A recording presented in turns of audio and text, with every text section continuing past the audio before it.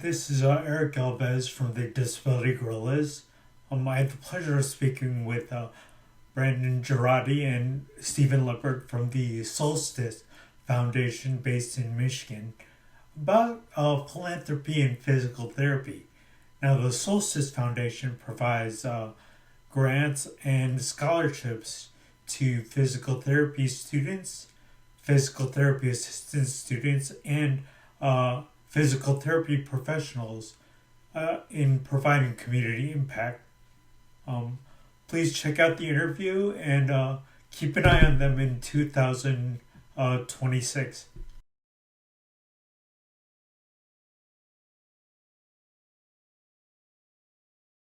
We want to give you $1,000, but there's a catch. You can't keep it. You got to use that money to do something good for someone else.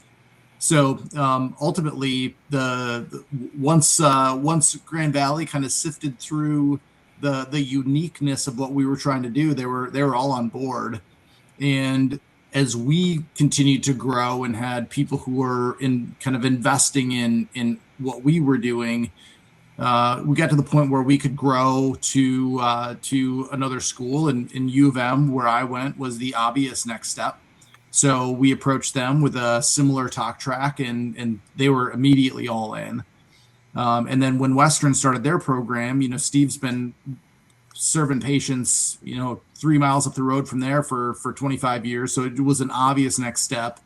And for us, it's been kind of like growing as naturally as it possibly can, not forcing it, but making connections.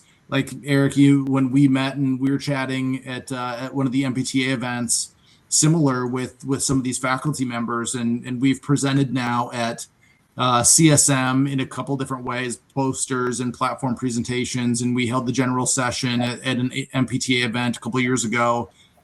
So I think just the more that we've been able to be in front of other physical therapists telling our story and having discussions about, what we do and how we do it, and how we're trying to inspire the next generation of physical therapists to be thinking big. It's most schools that we've chatted with are actually like, hey, how do we replicate this where we are? And Eric, we were real fortunate. Dan Vaughn, who I consider a huge mentor, was the Grand Valley program chair, and I've stayed in contact with him since school. So when we wanted to do this, I just call up a friend, call up a colleague, call up a mentor, and talk with Dan about it. And we just explained, like Brandon said, hey, we'd like to give your students money, but there's a catch. They can't keep it. They have to give it to someone else. So Grand Valley went through all their legal channels and said, this is a great idea. We would love to, offer this at Grand Valley. And Amy York was a huge voice for this at Michigan. And then likewise, Darren Webb was a huge voice for this at Western. So kind of as soon as you have an in and people see the formula, you just kind of replicate the formula. So Eric, we have 25 years of this paid for at Grand Valley, 25 years paid for at Michigan, and 25 years paid for at Western Michigan.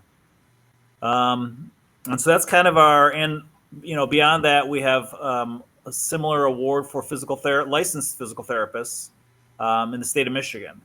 I think expansion could occur if it's right, but I suppose any organization, any grassroots group kind of figures out how they scale something to make it organic and still authentic to the message, right? But still grow and have a greater impact. I feel like I want to talk a talk, but also then while we're there, present live and create something actionable. So hopefully people can see the authentic nature of what you're doing, right? You're not just trying to, talk a big talk in a presentation, but you're trying to actually impact every day and impact at the conference. So we wanted to give it a kind of a similar award that we do for PT students live at the conference. And yourself and another, a bunch of people would pitch us ideas, and we would select the most actionable idea. Do you have plans to expand to other states, or are things strictly going to stay in Michigan? It's hard to say. Like Steve said, the goal would be to keep this as authentic and organic as it possibly can be. Each year we come to, so right now, like Steve said, partnering with Grand Valley, U of M Flint, Western Michigan University, and for us and those on our board, we come to each of those schools, in the spring or fall, depending on the school, pitch the idea to students, live if possible, but sometimes it's a virtual presentation where we may zoom in, describe to them who we are, what we're doing, and what opportunities the students have. And then typically there's about a 2-week turnaround for students to come and pitch ideas to us. Okay. And then, we would then select the most feasible, best award that we can, and obviously support those students every step of the way. So when it comes to growth, part of it's capacity, part of it is like, what does our team have the capacity to do? And if we grow and add people outside of the state of Michigan or even in Michigan, it may mean that we need to grow our team in one way or another so we can spread the resources. Again, it's just kind of us doing this because it's fun to do. But it's fun to do because we're scaling this in a way that makes sense for us and the team. So I will tell you, though, the number one question we get when we go to conferences and present these things is, how do we do this here? And my goal would be to kind of help facilitate that thought process, whether it's us doing it or other people doing it. It's physical therapists in the community who are making a positive impact, and that's the goal. It's just a natural progression.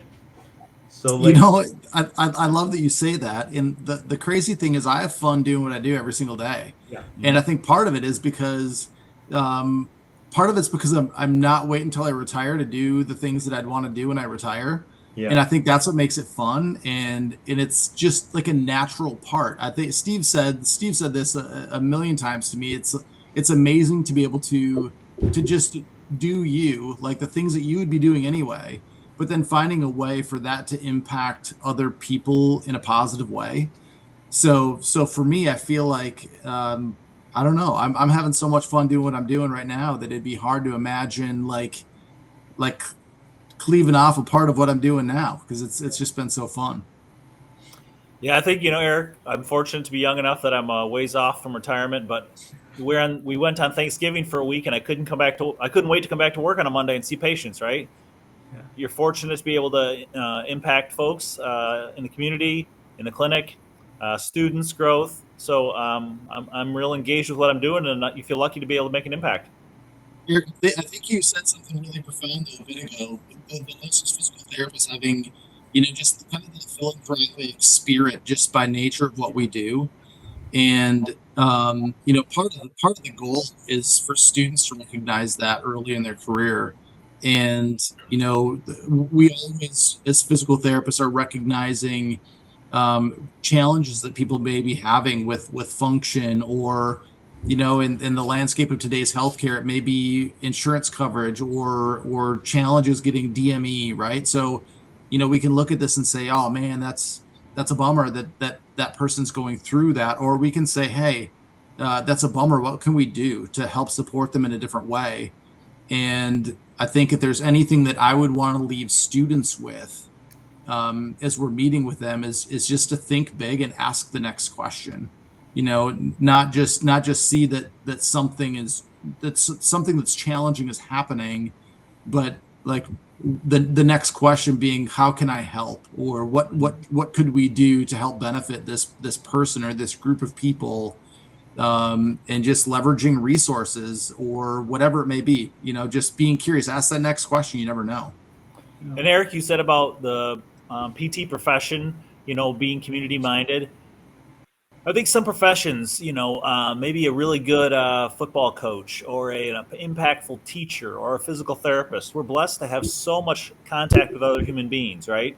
And so I feel like it's almost our duty to have a greater impact on human beings than other jobs. If you are a bank manager, I'm sure there's wonderful bank managers, but you might not have to be great at community impact. You might have to manage mortgages successfully, right? But if you're a PT or a coach or a teacher, you just have so much impact with human beings. And so we're really fortunate, and I think that's part of our duty to be community-minded. Yeah, no, I definitely wanted to ask you guys, I know you're really into getting students involved with philanthropy and whatnot. But what are some of the projects that really stick out to you? Like, I'm just curious. Like, what are some of the things that they have done or they've proposed? Well, it's interesting the diversity of these projects, right? So if we just go through Grand Valley, our first winner, Allie, wanted to make a donation to the American National Eating Disorder Association, and we're real fortunate because she was such a phenomenal winner. She's continued to come back and support our group, and we asked her, "Hey, you're so good, don't go away, come back and join our foundation." Um, our second Grand Valley winner, Leanne, wanted to donate to St. Jude. Our third Grand Valley winner, Haley, did a Miracle League donation to the field in Grand Rapids. Fourth Grand Valley, Katie gave to My Team Triumph in Grand Rapids for like Josh with his wheelchair racing. Our fifth winner, Jordan, gave to Guiding Light, which is housing for women with substance abuse in Grand Rapids. Our sixth Grand Valley winner, Paige, gave to Camp Manitoulin, which is a YMCA, and she bought handicap accessible kayak equipment and fishing equipment for the YMCA.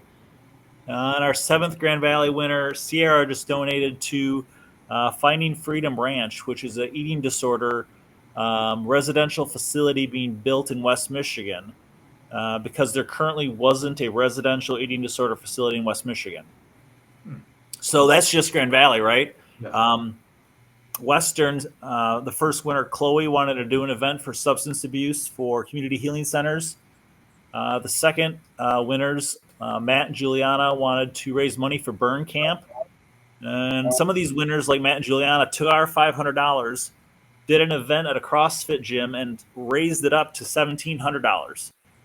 So they were able to donate $1,749 to burn camp in Kalamazoo at Pretty Lake. And then our third Western winner just now, Dylan, bought $500 of shoes for MLK Elementary in Ypsilanti. So again, very diverse projects. Yeah. Same thing with our Michigan winners. I could name all them too, but they're just whatever impacts the student, we're willing to support. However we think it's like Brandon said earlier, the most actionable, the best, biggest impact maybe. Eric, when we started this, I you never know what to expect, right? Like, are you going to come in and present to a cohort of PT students and have nobody interested? Or are you going to have everybody interested? You never know. And we've been really lucky as a group to have incredibly solid students. Like, it's always a hard decision, right? Like, how do you support as many projects as you possibly can? And it's been incredibly inspiring to see like how big students are thinking. And basically, they have amazing ideas, but being graduate students don't have any money. And we're blessed to have, a foundation with money and want to support their ideas. So it's a really good marriage of both like time and space, I guess. Yeah. But one thing I didn't expect to happen, and Steve alluded to this with Allie, was these winners keep coming back and supporting future winners in ways that are incredibly meaningful. And it's kind of created this like fraternity or sorority of sorts that everybody keeps coming back and supporting each other. And to me, that's just like, I don't know, it's affirming that we're on the right track. Yeah. But also it's developing people who are just thinking big, which is really the goal. Yeah. Well, Liv and Brooke, who are our second Michigan winners, who did the Sylvester Broom donation, just came back this year to Natalie, the fourth Michigan winner, did a soccer fundraiser event in Grand Blanc. And she wanted to give money to two families overcoming cancer. And so Liv and Brooke drove out on a Saturday and hung out with Natalie, the fourth winner, 2 years later. So wow. It's kind of neat when people kind of get a taste of it and they want to keep being part of what we're doing. Yeah, that's the thing. I was talking to Brandon earlier about physical therapy and philanthropy. It just seems like a really cool marriage. Like, I mean, honestly, the core of physical therapy is we want to help people as as physical therapists. So I think this is a natural progression. And like I mentioned before, I think that, once you reach that retirement age, you still want to give back somehow. And I think, this philanthropy is just a natural progression for medical professionals, physical therapists especially. So I mean, You need to stop talking about retirement, dude. I know. Well, I mean, it's natural progression. So Well, No, no, it is. I think that we can make an impact now, right? oh And that yeah, was my own error when I was in PT school. I didn't do any of the community outreach stuff in PT school. yeah, But yeah, I see the error, and now as a 40-year-old, you want to go back and correct and give back to the 24-year-old in PT school, and yeah, so we can make amends for the error of our ways and help support students and give them money now while they're still in school. yeah. And then if you're 24 years old and being philanthropic, hopefully that carries forward for the next 40 years, and you're a Yeah. more community-minded PT and human. Yep. I totally agree with you there, Steve. Like, I mean, I think, early exposure to philanthropy is very important. It's gonna lay the path for everything. So yeah, I think that's great. That's a great point there. But actually, I think we're about at the halfway point here. So it's called the hot seat, and yeah, there are a bunch of random questions that I just throw at you, and we'll see how you respond. Okay, okay, okay, okay. These were scientifically designed, peer-reviewed questions, so be prepared. Okay, first question, and we'll start with Brandon. Is what is your personal theme song? Oh man. Uh, Steve's coming up with a joke in his head right now. Okay. A personal theme song. I don't know. I think I'd need to have some sort of motivational music. A lot of what we're doing when we're not podcasting with you and we're not treating patients or working with students is a lot of long distance racing, whether we're running or we're paddling. So there'd have to be some like AC/DC Thunderstruck in the back of my head or something like that. I think that'd keep me moving. Okay.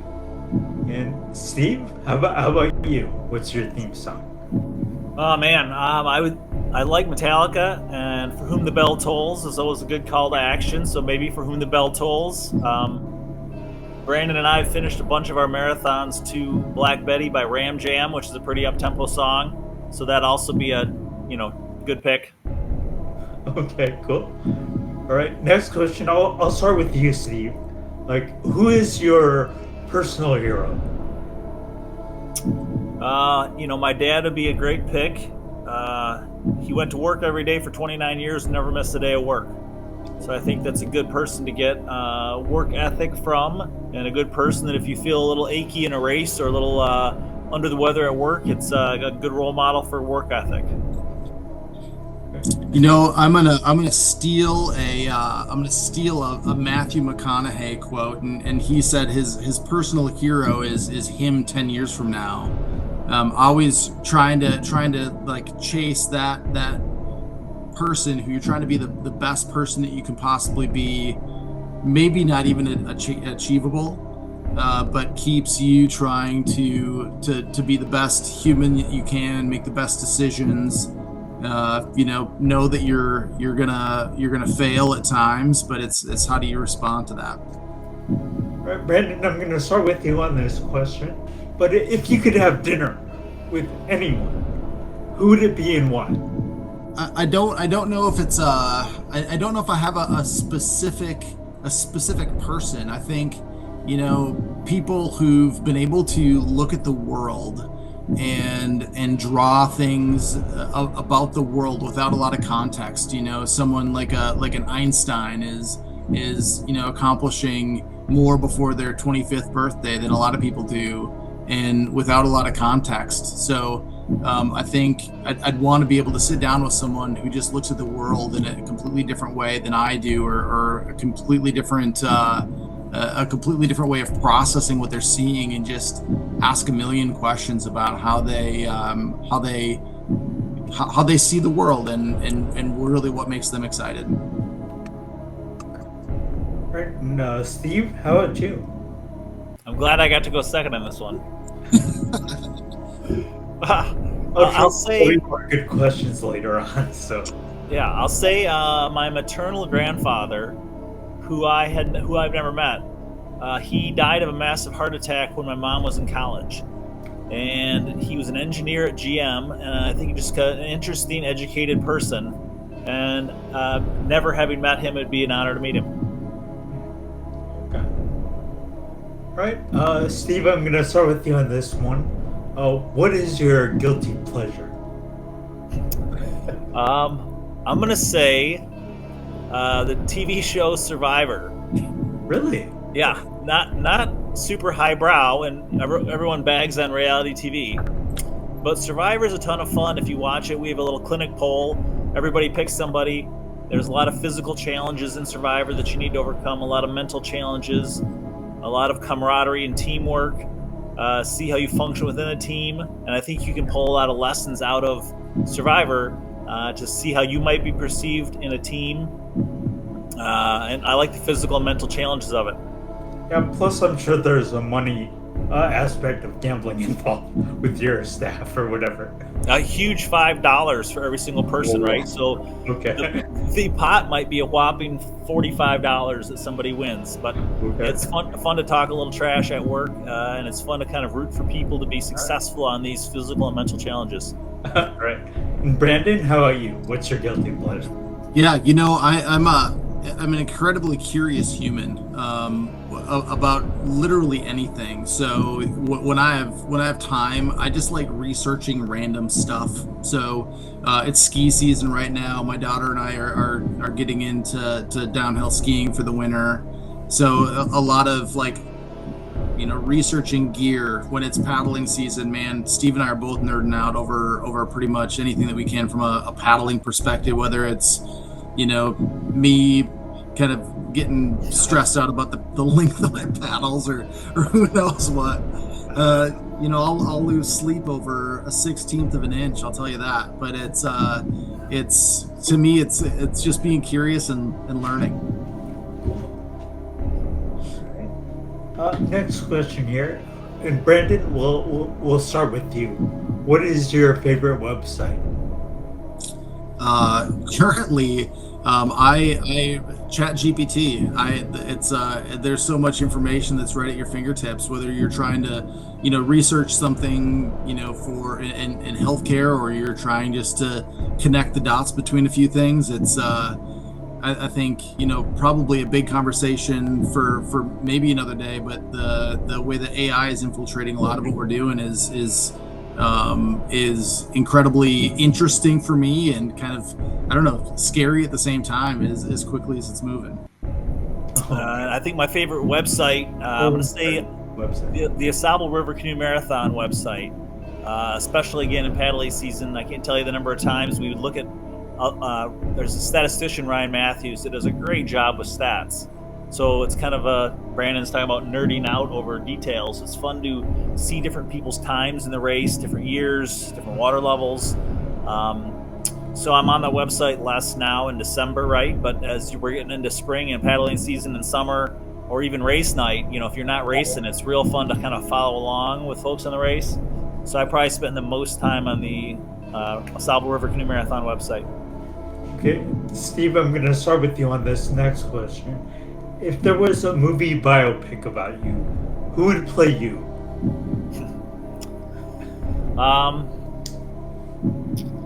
One time I was with a patient, and she was in a standing frame, and we were working on bone density in her legs and getting her standing, and she had a bit of dementia, and I kept standing in front of her, and she kept saying the thing from Titanic with "You're the king of the world."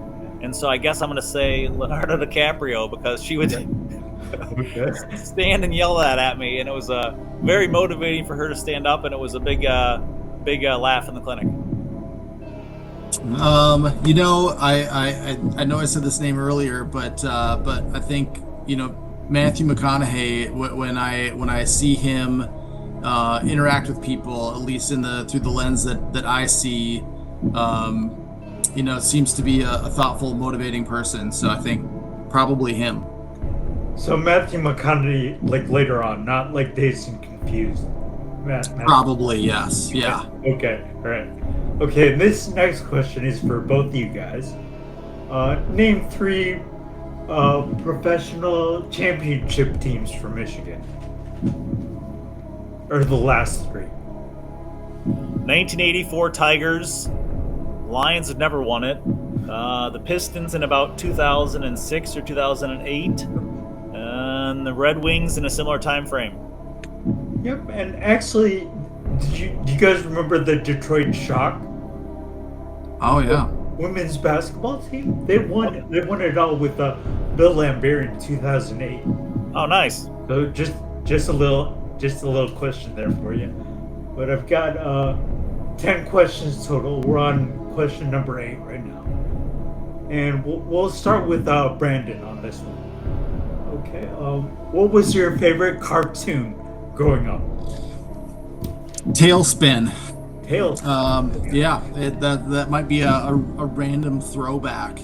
It may be odd that I answered that as quickly as I did. I should have looked up and to the left or something. I was using my imagination with the kids surfing behind the airplane. I thought that was kind of cool. Okay. And Steve? I'm going to say another Saturday morning cartoon, Gummy Bears. That was a Disney, poor man's Disney product, but they're a family of bears, and I like the kind of the interplay between all of them. Okay, cool. Now, this next question is really controversial, and I'll open up to Stephen first. But pineapple on pizza, yes or no?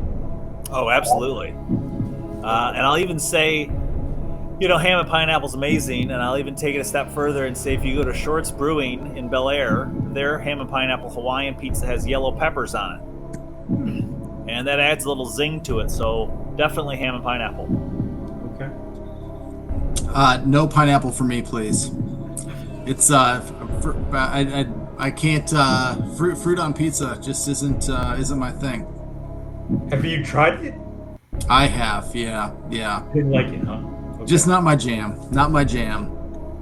Yeah, it's my dad and I when I was a kid, thin crust pepperoni, Canadian bacon, and green olive pizza. So that takes me back, but I would not toss up pineapple on that. Okay.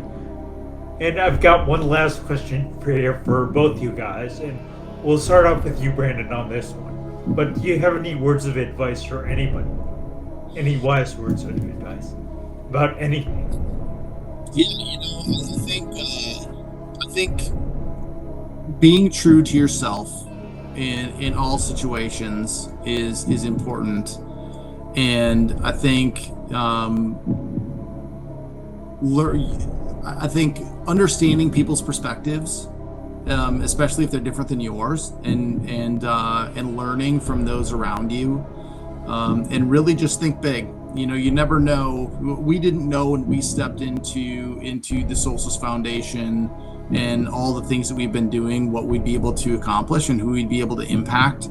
And part of that is just like listening to your gut and finding a need and just taking the next step. If we didn't take the next step with what we were doing, we probably wouldn't be sitting here having this conversation right now. But it's amazing what you can accomplish when you have amazing people around you, and you're not limiting yourself by kind of artificial limitations. So, just think big.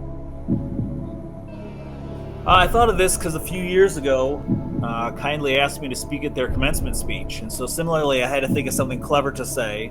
And I realized that my motto or my commencement speech or my words of advice would be to keep the boat in the current.